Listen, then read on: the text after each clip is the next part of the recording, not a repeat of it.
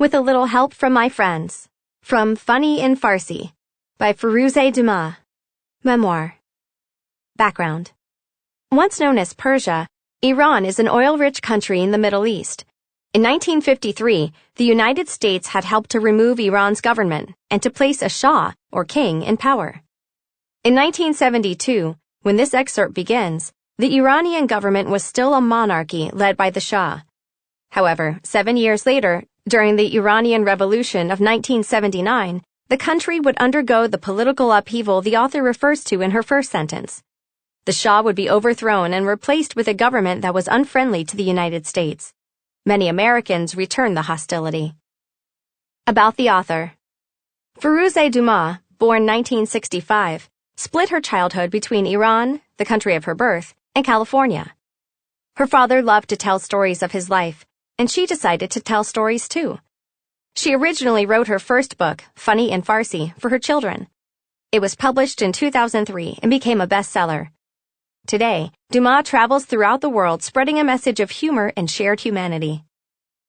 With a little help from my friends. From Funny in Farsi by Firoozeh Dumas. I was lucky to have come to America years before the political upheaval in Iran. The Americans we encountered were kind and curious, unafraid to ask questions and willing to listen. As soon as I spoke enough English to communicate, I found myself being interviewed non-stop by children and adults alike.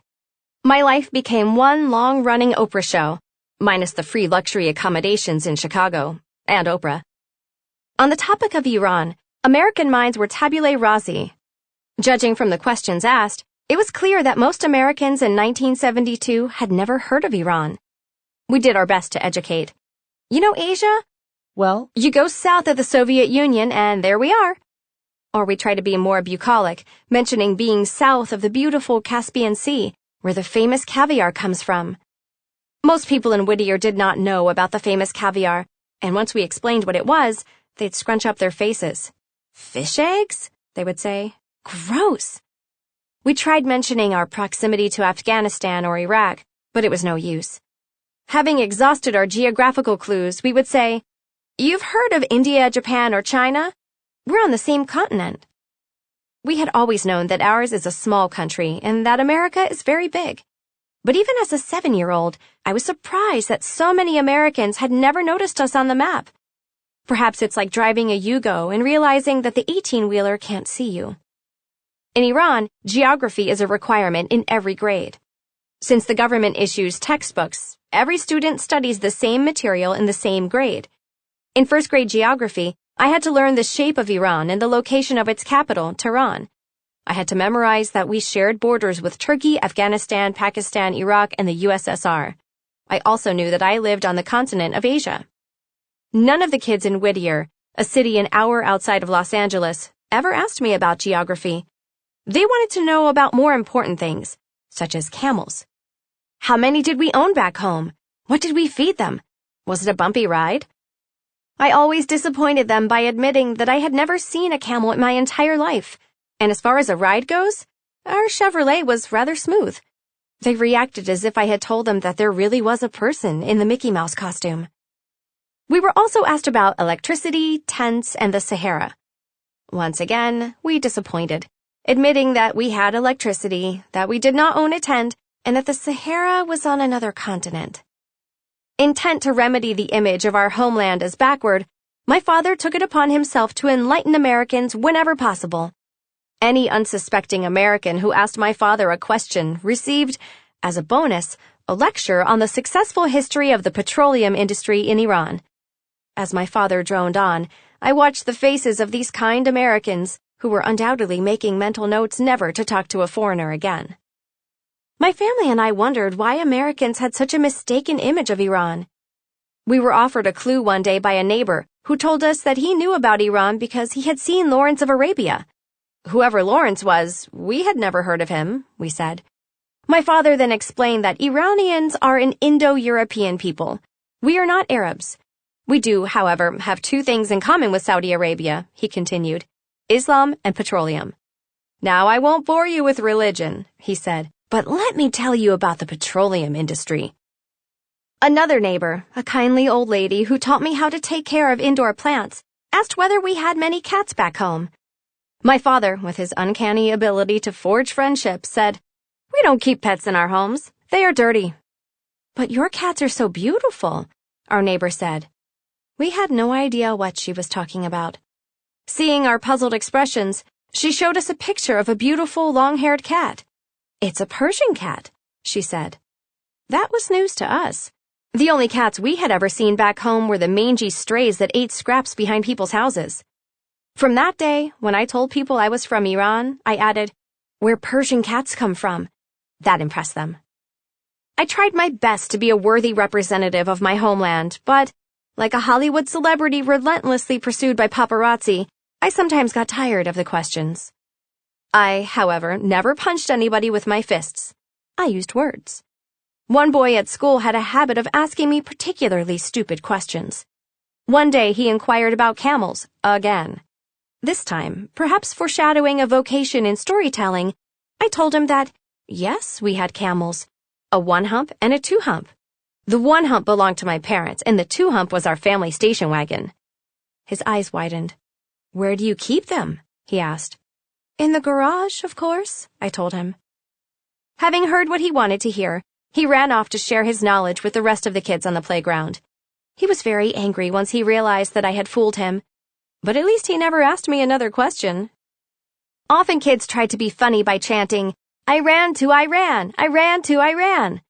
The correct pronunciation, I always informed them, is Iran. Iran is a sentence, I told them, as in, I ran away from my geography lesson. Older boys often asked me to teach them some bad words in your language. At first, I politely refused. My refusal merely increased their determination. So I solved the problem by teaching them phrases like mankaram, which means, I'm an idiot. I told them that what I was teaching them was so nasty that they would have to promise never to repeat it to anyone. They would then spend all of recess running around yelling, "I'm an idiot! I'm an idiot!" I never told them the truth. I figured that someday, somebody would. But almost every person who asked us a question asked with kindness. Questions were often followed by suggestions of places to visit in California. At school, the same children who inquired about camels also shared their food with me. "I bet you've never tried an Oreo. Have one." Or, "My mom just baked these peanut butter cookies and she sent you one." Kids invited me to their houses to show me what their rooms looked like. On Halloween, one family brought over a costume, knowing that I would surely be the only kid in the Halloween parade without one. If someone had been able to encapsulate the kindness of these second graders in pill form, the pills would undoubtedly put many war correspondents out of business. After almost 2 years in Whittier, my father's assignment was completed and we had to return home. The last month of our stay, I attended one slumber party after another, all thrown in my honor. This avalanche of kindness did not make our impending departure any easier. Everyone wanted to know when we would come back to America. We had no answer, but we invited them all to visit us in Iran. I knew no one would ever take us up on our offer because Iran was off the radar screen for most people. My friends considered visiting their grandmothers in Oregon to be a long trip, so visiting me in Iran was like taking a left turn at the next moon. It wasn't going to happen. I didn't know then that I would indeed be returning to America about 2 years later. Between frenzied shopping trips to Sears to buy presents for our relatives back home, my mother spent her last few weeks giving gifts to our American friends. I had wondered why my mother had brought so many Persian handicrafts with her. Now I knew.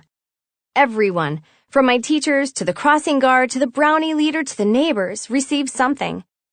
"This is from my country, especially for you," she would explain. These handicrafts, which probably turned up in garage sales the following year, were received with tears and promises to write. My mother was particularly sad to return to Iran. I had always assumed that she would be relieved to return to her family and to a land where she spoke the language and didn't need me to act as her interpreter. But I realized later that even though my mom could not understand anything the crossing guard, Mrs. Popkin, said, she understood that this woman looked out for me. And she understood her smiles. Even though my mother never attended a brownie meeting, she knew that the leader, Carrie's mom, opened up her home to us every week and led us through all kinds of projects. No one paid her for this. And my mother knew that when it had been my turn to bring snacks for the class, one of the moms had stepped in and baked cupcakes. My best friend Connie's older sister, Michelle, had tried to teach me to ride a bike, and Heather's mom, although single with 2 daughters, had hosted me overnight more times than I can remember.